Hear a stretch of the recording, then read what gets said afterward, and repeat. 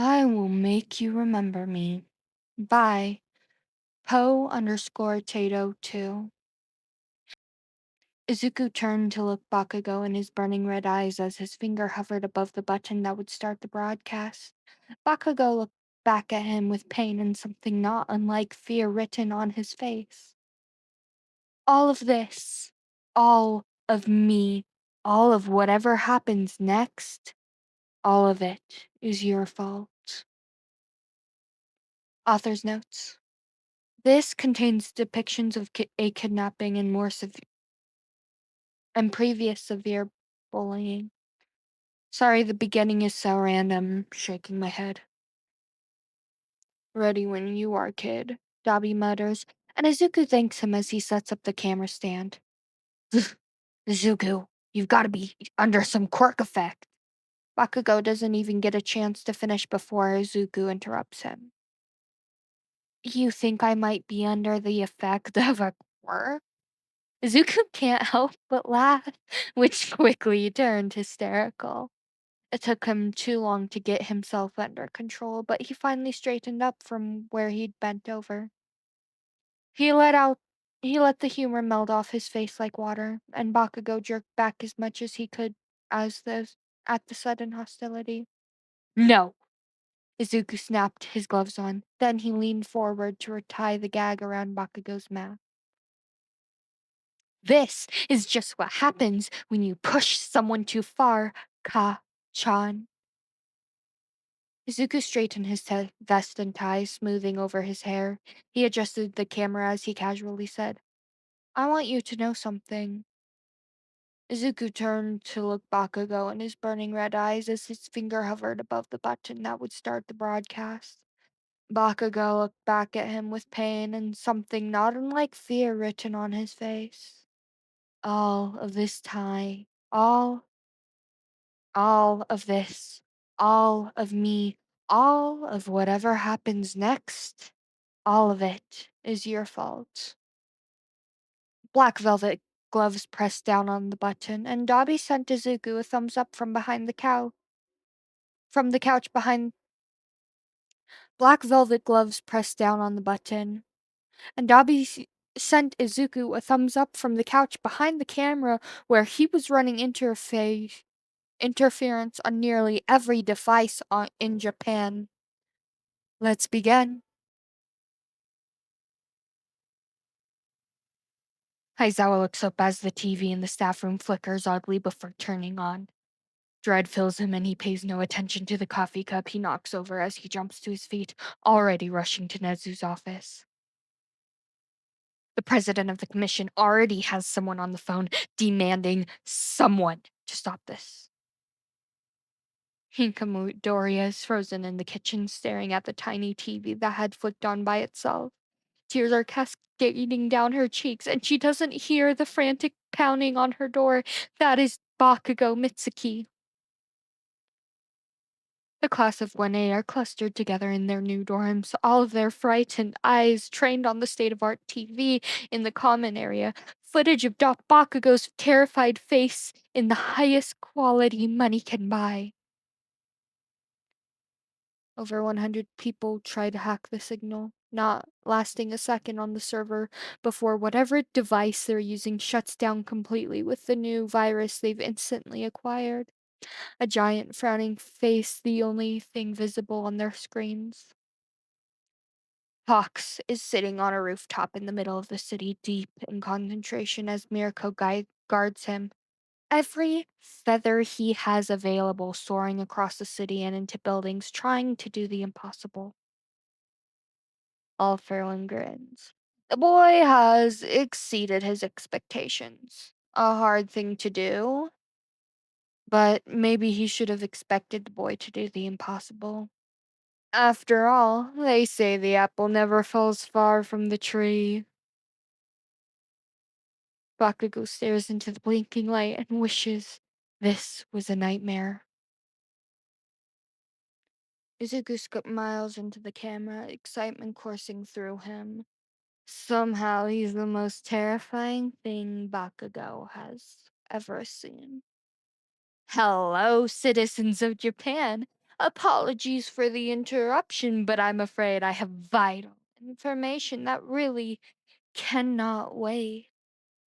Blinding white teeth beam at the camera and it sends shivers through everyone watching.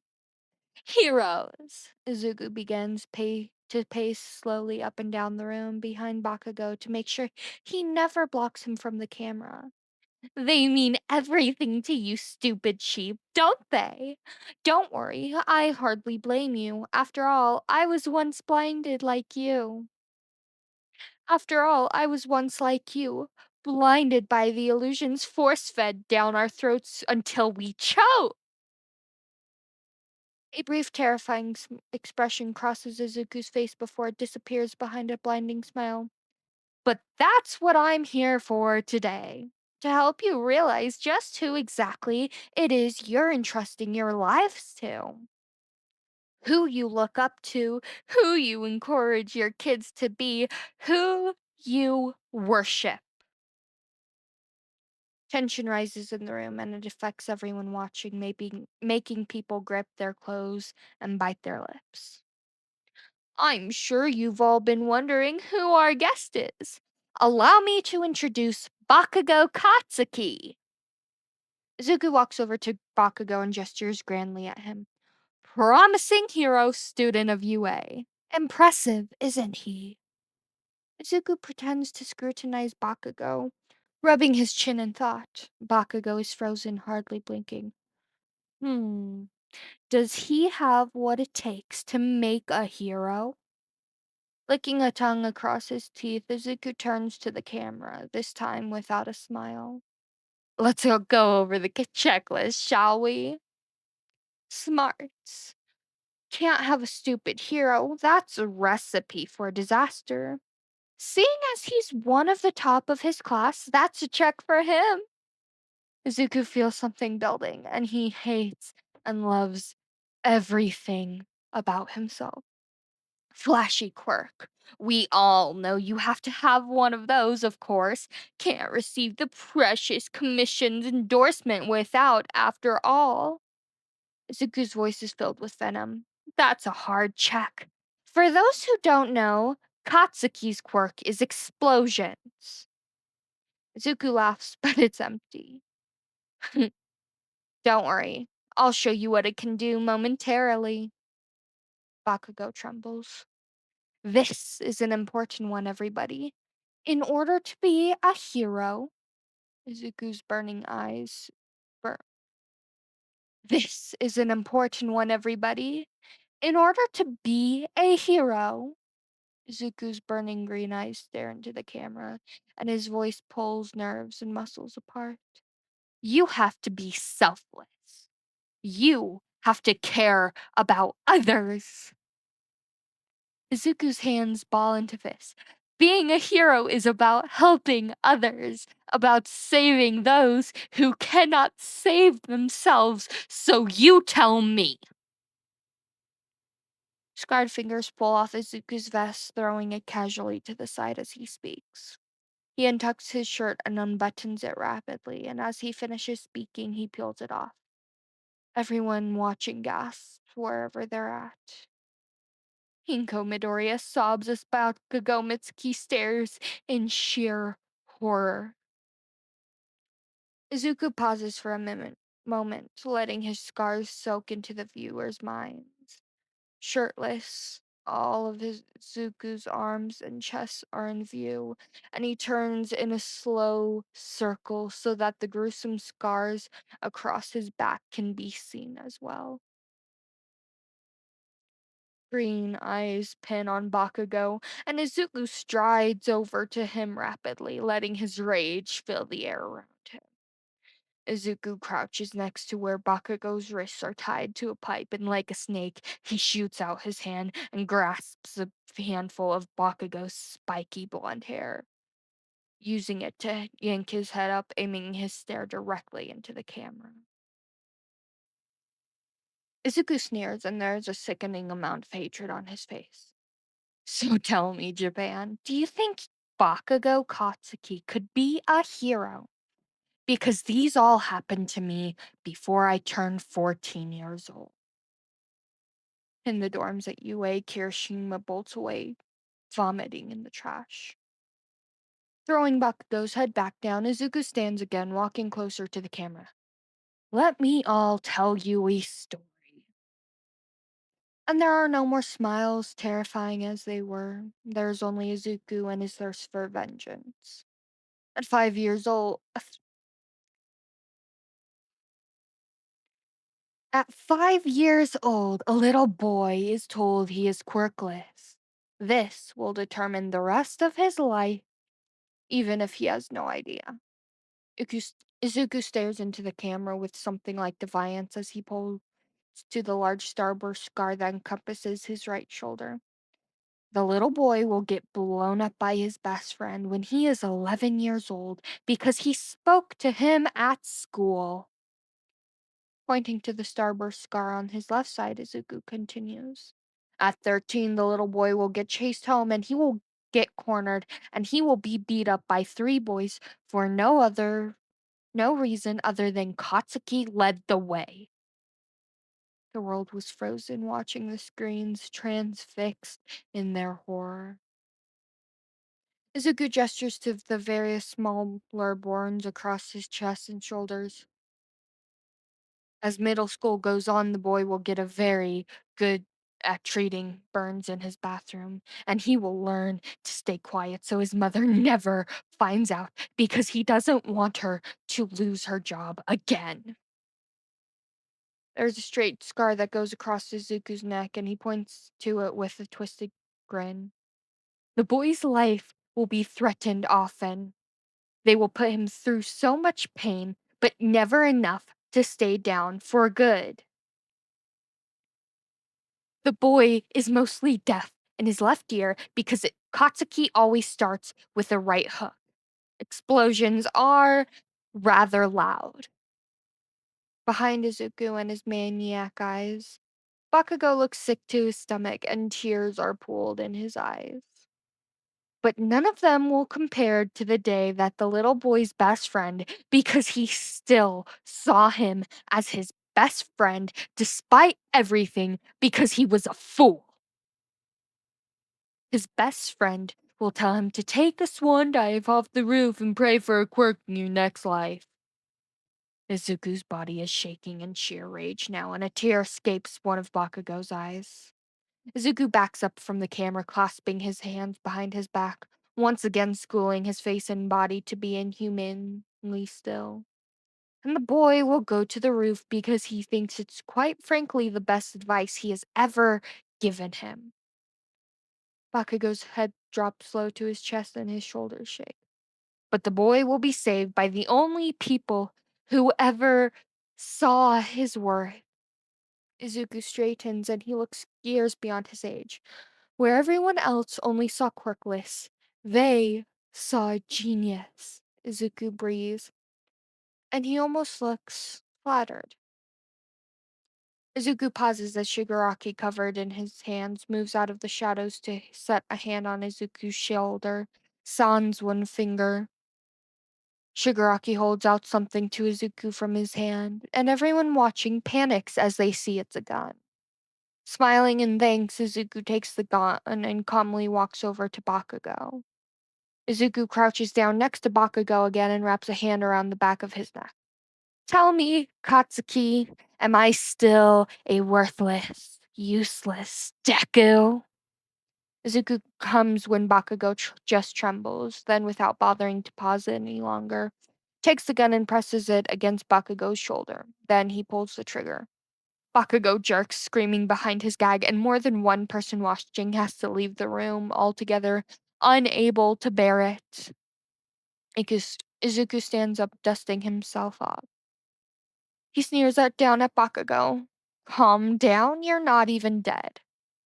Shigaraki holds out Izuku's shirt, and everyone watching wonders in terrifying suspense what will happen next as Izuku slowly rebuttons his shirt. Before I go, let me tell you one thing. Izuku turns to Bakugo, who looks up at him, sweating and shaking and pale as blood runs down his shoulder. Izuku smiles. Have fun trying to be a hero now, Ka-chan. The live stream continues to run, but Dabi, Izuku, and Shigaraki disappear into a warp gate off camera, and the interference from the signal disappears.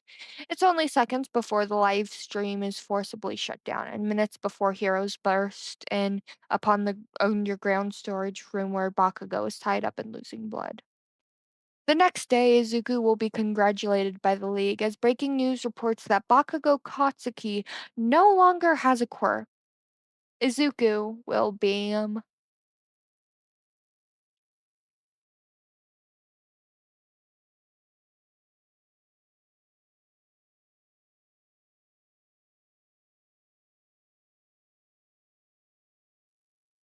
Okay, okay, I know.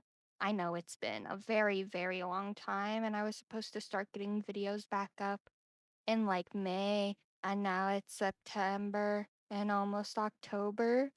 And really, I only have myself to blame. But you know what? I'm here doing this for me, not really doing it for you guys yet. So, yeah. Anyway, I really, really love this series, and you guys seriously need to go look at it and thank the goddess that is Poe underscore tato2 for being so calm and patient with me about this because I promised to have it up in July and it's now almost October. And this might be published in October, so if it is Halloween, Halloween. And um some life updates. I got a car, so maybe I'll start recording some things in there. Most likely not though. I got a car. Her name's Matilda. She is the love of my life, and I love her so much. Um, my infection is still here, but it's not as bad, so I'm not gonna worry about it. Which I know, don't do that. Go get it. I did, and they just want to take the hardware out, and I'm like, I would rather sleep, so I'm going to keep it as long as I can because I cannot afford another surgery right now. That would genuinely kill me. I cannot do that. I need to wait at least a year before I have another surgery. And um, yeah, my brother, another reason why I couldn't record for a very long time is because my brother moved back in for a bit and then he moved out. And hello, if you're listening to this, hello. You're not listening to this. I don't know why I'm saying hello. You hate this kind of stuff. But you should listen to it to support me, to support your sibling who you love, but you don't. So, whatever. I got a humidifier for my room and it's supposed to be one of those ones you can see the lights coming out of it, but you really can't. And it really doesn't even do the humidifier thing. And it's kind of I'm kind of bummed out, but also got like a bleeding candle and I got a peach cobbler candle and I got a um brownie fudge candle. And I have candles now because my birds died because well one of them um we don't have an aviary vet anywhere near us. The closest one is like 3-4 hours away. And so when one of my birds, the one I've had the longest cast, started laying eggs, one of them got caught and I couldn't fix it. And I tried, but it somehow broke inside her and it killed her. And then it killed my other one, which was upsetting. But I got a fish and I got some fake plants because my plants also died because my brother didn't water them and apparently claim I never told them it exists told him never existed. So, but it's not really his fault. It was dying before that because my little sister took and poured a scoop of dirt from one of our sick plants in it. I don't know why she did that. But yeah, that's been my life lately. So hopefully I'm back now. Okay. Yeah. Bye. Okay, wait. One more thing. One more thing. I've been recording uh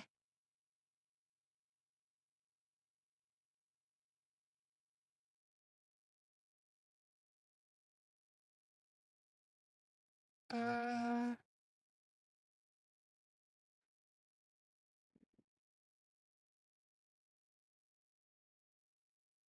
sorry, one of my friends texted me about MCR. Woo! Yay! Also, I survived another AO3 block. I didn't think I was going to because I started reading the story the other day, and it's not what I'm ever going to record. But I not reading, writing. I started writing the story the other day, and it's not what I'm ever gonna record because I'm kind of terrified because the people in said fandom watch and read everything, and it's kind of scary, and I don't want to be perceived so yeah. Anyway, what was I saying? Oh, yes. Okay, so I have been recording me playing Phasmophobia. And I was just wondering if you guys, if I posted that, would you watch it? Because I have hours. I have like 4 hours worth of recordings just of me playing Phasmophobia by myself and being a little bitch about it. And there's a lot of funny moments where I forget, I don't realize I'm not like, my mic's not on until I go to do the spirit box. And then I get so pissed. Or like one where I'm just trying to find an Onryo and like I'm searching for hours and then I decide to get off and like pick a random ghost. And I'm like, okay, I'm just gonna pick a random ghost. I'm done. I can't do this anymore. And it turns out to be the Onryo, and I didn't choose Onryo, and I was so upset that I screamed into the mic for a good few minutes. So yeah, let me know if you would like to see that.